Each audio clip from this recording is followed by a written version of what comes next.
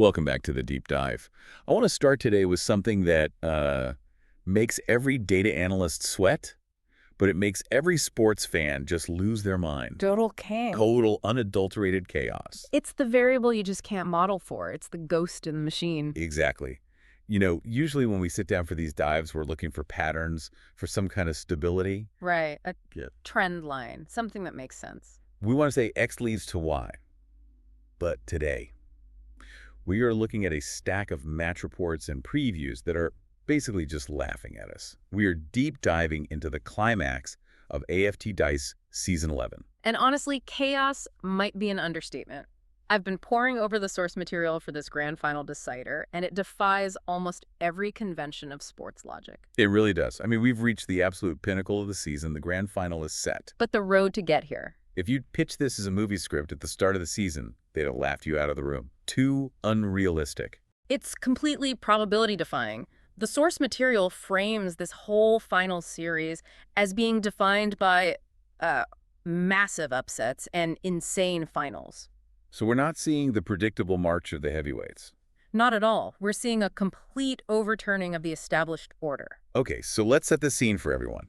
The timeline in our sources puts us in early February 2026. We're looking at the aftermath of the preliminary finals. And looking ahead to the big one. And the headline is this: the Giants, and I mean lowercase g, are dead. The minor premiers, the team that conquered the entire regular season, gone. Which is a massive deal. In any model, the minor premier is the safest bet on the board. They have the form, the home field, the double chance. It's the system's way of rewarding consistency. But this season, the system broke. The system didn't just break, it exploded. In their place, we have the underdogs. We are looking at what the sources are calling a QLD versus Orange blockbuster. And that phrasing is really significant, isn't it? QLD versus Orange. Yeah, why? It signals a shift. We're not talking about the old guard. We're talking about the Gold Coast Suns and the GWS Giants. This is a frontier final. So our mission today is to unpack this chaos. We need to dissect the anatomy of an upset, figure out how we got here, and then preview this Metricon epic. Let's start with the prelims. Yeah, the preliminary finals. This is where the script really went off the rails. Let's talk preliminary final one. The shock at the Gabba. The shock at the Gabba. Brisbane Lions versus the Gold Coast Suns. Now let's put this in context. Brisbane, top of the table, minor premiers. Playing at home at the Gabba. A fortress. Supposedly. Exactly. On paper, this is a scheduled win for Brisbane. You assume they show up, execute, and book their ticket to the grand final. Right. The data overwhelmingly favors them. They have the consistency, the defensive structures that held up for months. And Gold Coast. They're the scrappy underdogs. They've had a good run, sure, but they are walking straight into the lion's den. But then you look at the result, and I had to double check this. When I first read it, I thought it was a typo. It wasn't a typo. The Gold Coast Suns didn't just win. The source says they demolished the Lions. Demolish is the only word for it. Let's get to the key stat. Lay it on me. The final scoreline was Gold Coast, 19.1 money 3, 132 points. To Brisbane's 10.13. 73. Wait, that's a 59-point margin? That's almost 10 goals. It's a massacre. You know, usually in a prelim, you expect a tight, nervous game. The pressure is so high. Right. Scores are lower. People are afraid to make mistakes. But for Gold Coast to come out and just drop 132 points, that is a statement. It's absolutely wild. And just think about it from the Brisbane perspective. You work all year, you grind out wins, you finish top. You get the home final. And then, in 2 hours of footy, your season is just over, eliminated on your home deck. That has to be shattering. It's the brutality of finals, isn't it? There's no tomorrow. And analytically, it tells us that momentum is a far more potent drug than consistency. So Brisbane had the consistency. But Gold Coast brought a wave of momentum that just washed them away. It's like Brisbane walked into a buzzsaw they didn't even know was turned on. Precisely. And it raises this fascinating question about preparation versus form. Brisbane was better over 20 weeks, but Gold Coast was infinitely better for those 120 minutes. And in the end, that's the only data point that survives. Exactly. So that's the first half of the chaos. Minor premiers. Stunned. Out.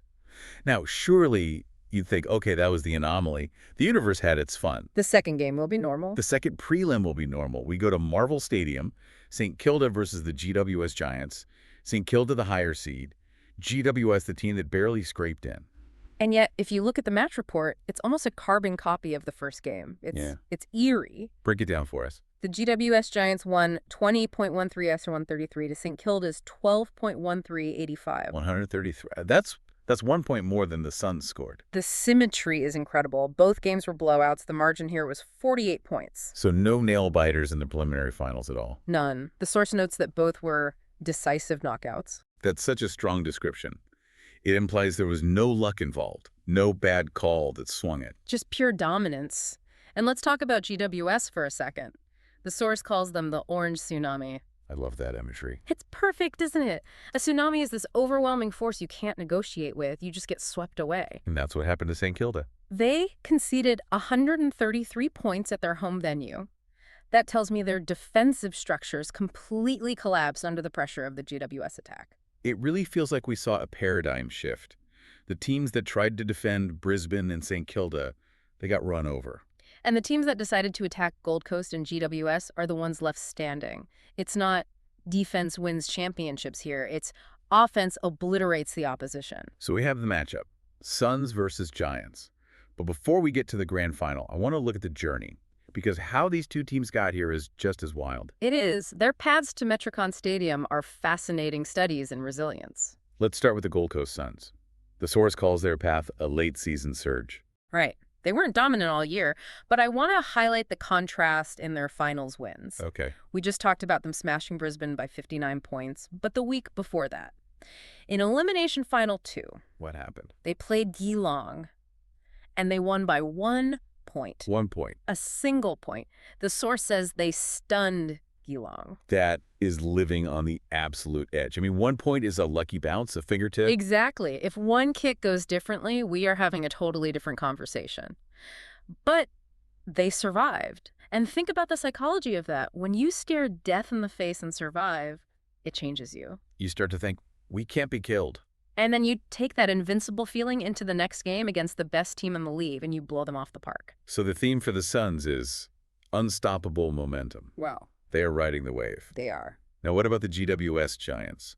Their story seems even more unlikely. Oh, GWS is the ultimate underdog here. Yeah. The source mentions they finished 8th. Which is the last spot, right? The last seat at the table. The absolute last. And they didn't even get that comfortably. The source says they made the finals based on percentage. So it literally came down to math. It came down to a few points scored or conceded weeks ago. They barely scraped in. Usually the team that finishes 8th is just cannon fodder for the top teams. Correct. But look what GWS did. Walk us through the run. First, they faced Richmond, heavy favorites.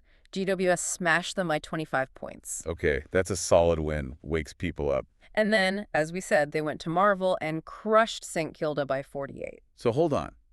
The team that relied on a calculator to get in hasn't had a close game in the finals. They've been steamrolling people. They've been handing out beatings. That's incredible. It flips the script on what an 8th seed is supposed to be. And it highlights the danger of a team with nothing to lose. When you come from 8th, nobody expects you to win. The pressure is 0. So when you take a talented list and remove the fear of failure, You get dangerous, you get the orange tsunami. They are playing with total freedom, peaking at exactly the right moment. so we have the Suns, fueled by a near-death experience, and the Giants playing with house money. And now, they collide. Let's talk the grand final preview, the Metricon epic. The stage is set. Wednesday, February 11th, 2026. Metricon Stadium. And the venue here is crucial. Metricon Stadium, that is the Gold Coast Suns' home ground. That is the single biggest variable in this entire matchup. This isn't a neutral venue. This is a true home game. It's massive. The source calls it a home grand final for the Suns. He talks about the massive QLD crowd roar and local derby energy. For the Suns, that's a huge advantage. You're It is. sleeping in your own bed. You know the turf. It's a huge tactical advantage. But, and here's the interesting part, it's also a massive psychological burden. How so? Well, we just said GWS has nothing to lose. The Suns, they're playing for their first flag at home. The entire city is watching. The expectation will be suffocating. It's true. If GWS kicks the first few goals, that massive roar can turn into massive anxiety very, very quickly. Exactly. The silence of a home crowd when you're losing is the loudest sound in sports. And GWS fits the spoiler role perfectly. With their elite percentage and scoring firepower. Yes. The source asks the key question. Can they handle the hostile atmosphere? That is the question, isn't it? Can the Giants' attack function when 25,000 people are screaming for them to fail? And on the flip side, can the Suns handle the weight of expectation? The source frames it as a battle of the clutch gene. It's the Suns' late charge versus the Giants' consistent finals run. And the stakes. For the Suns, history. For the Giants, the source talks about orange glory. Paints a vivid picture, doesn't it? Orange glory. It does. Okay, so we've got the matchup, the narratives, now the predictions. This is where it gets really interesting because the source gives us conflicting predictions. Oh, love this. Even the algorithms don't know what to do with this season. Let's start with prediction A. Prediction A favors the Gold Coast Suns. It tips them to win by 11 points. And the logic. It relies on home ground plus momentum. It's basically saying playing a grand final at home is a cheat code, and combined with their form, they'll have just enough to edge it. Okay, that's the sensible pick. Home team wins a close one.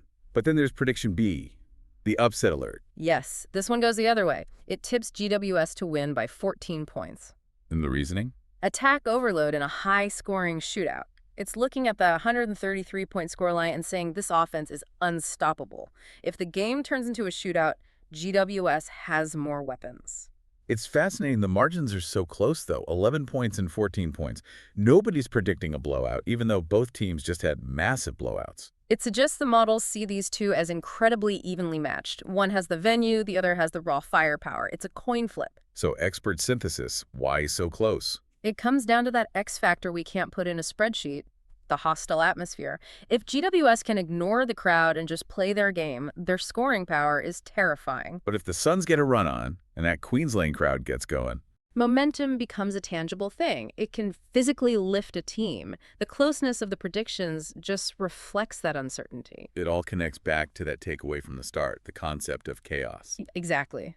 The season is ending in total chaos. You would bet your house on Brisbane a few weeks ago, but here we are.